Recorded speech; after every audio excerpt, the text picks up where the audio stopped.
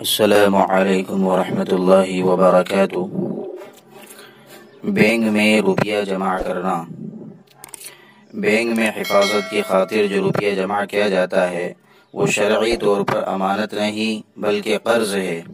گویا کہ ہم جو روپیہ بینک میں جمع کر رہے ہیں وہ دراصل بینک کو قرض دے رہے ہیں، اور جب ہم بینک سے روپیہ نکالتے ہیں گویا کہ ہم اپنا دیا ہوا روپیہ واپس لیتے ہیں۔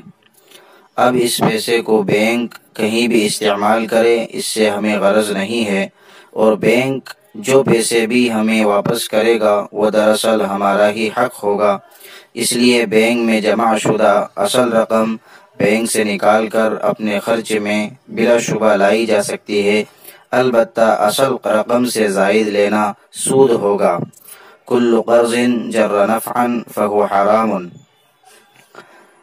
سودی رقم سے بیت الخلا بنانا جائز نہیں ہے۔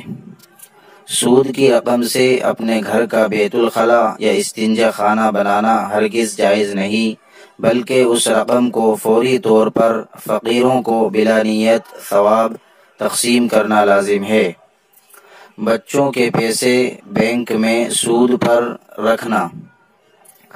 بچہ جب تک بالغ نہ ہو اس کے ذاتی مال پر زکوٰۃ واجب نہیں، خواہ وہ کتنا ہی زیادہ ہو، اور اس مال کو بینک میں انویسٹ کرنا تاکہ بڑے ہونے کے بعد وہ کئی گنا ہو کر ملے قطعاً حرام ہے، کیونکہ یہ سودی معاملہ ہے، اور بینک میں اس طرح رقم جمع کرنے والے والدین سخت گنہگار ہیں، اور بعد میں زائد ملنے والی رقم کو بچے پر صرف کرنا جائز نہیں، بلکہ یہ اس کے ساتھ کھلی ہوئی دشمنی اور بدخواہی ہے، کیونکہ حرام مال سے پلنے والے بدن سے خیر کی کوئی امید نہیں رکھی جا سکتی۔